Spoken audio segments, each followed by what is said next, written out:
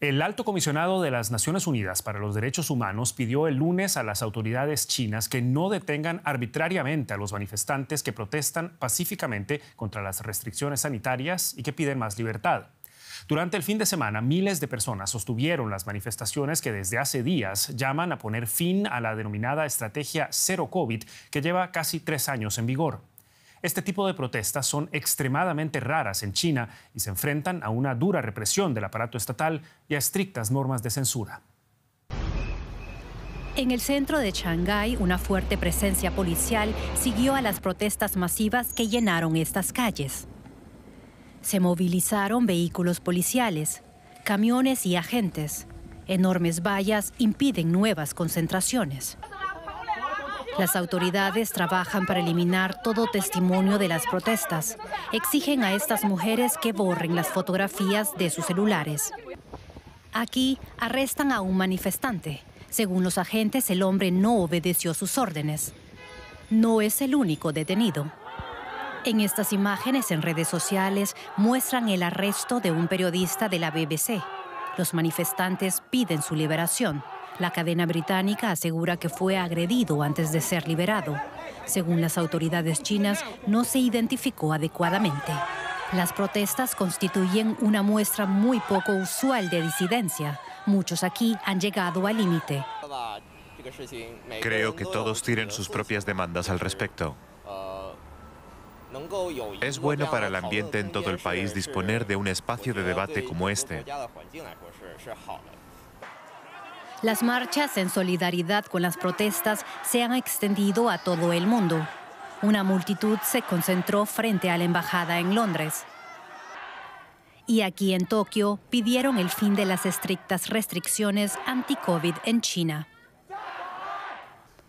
Pero las autoridades se niegan a cambiar de rumbo.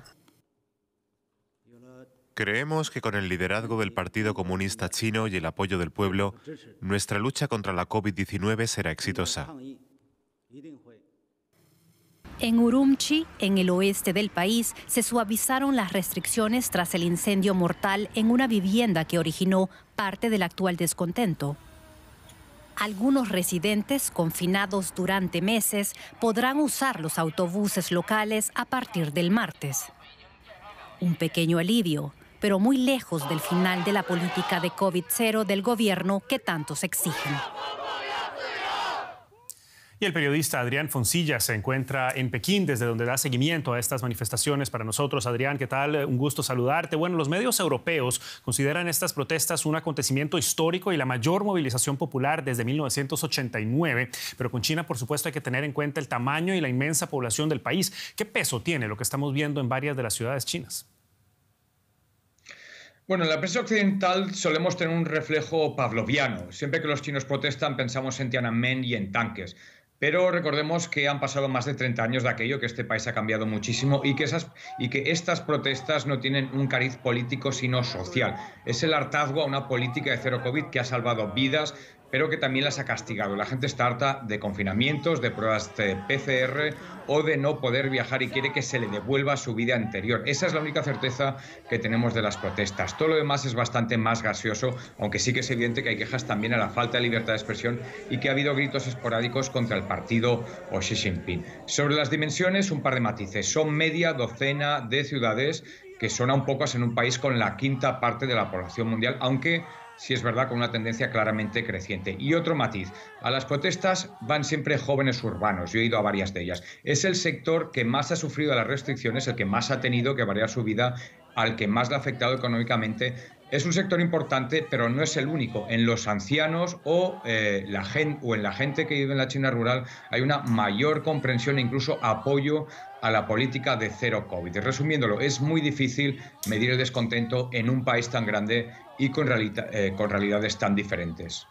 Ahora, Adrián, ya lo mencionabas, los llamados de las marchas a veces, en algunos casos, van más allá de las restricciones de la pandemia. ¿Qué tanto tiene que ver solamente con esa estrategia de cero COVID y qué nos indica eso sobre las posibilidades que tendrá el gobierno para controlar el descontento? Bueno, no hay ningún gobierno en el mundo más aterrorizado por las turbulencias sociales ni más preocupado por la paz social que este, y eso explica que ya se haya esforzado en embridar unas protestas con un peligroso factor de contagio. Por un lado, con la presencia policial masiva. Hoy he acudido a una estación de metro en el distrito universitario de Pekín, donde se había convocado una concentración y solo me he encontrado policía. Supongo que los jóvenes, al ver el panorama, han cambiado de opinión. Y por lo que he leído, también ha sido tomada por la policía la calle Urumqi de Shanghái, que fue el escenario de las protestas más fragorosas de los últimos días. Y por el otro lado, se han aprobado medidas que liman los aspectos más áridos de la política cero COVID. Por ejemplo, en Pekín se ha prohibido vallar los edificios con confinados, y así se pone fin a esas ya icónicas vallas azules metálicas que aparecían de la noche a la mañana. El objetivo es que no se repita una tragedia como la de Urumqi, donde murieron una decena de personas en el incendio de un inmueble confinado. Y en Guangzhou, por ejemplo, en el sur, se ha eximido a los cuarentenados en casa de la prueba PCR diaria. ¿Hasta dónde llegará esa flexibilización de la cero COVID? No lo sé, pero no parece que pueda ir muy lejos, porque además del hastío de la gente, el gobierno está lidiando con el peor brote en años. Son ya 40.000 casos diarios tras 5 récords consecutivos, y eso no parece que le vaya a dar mucho margen.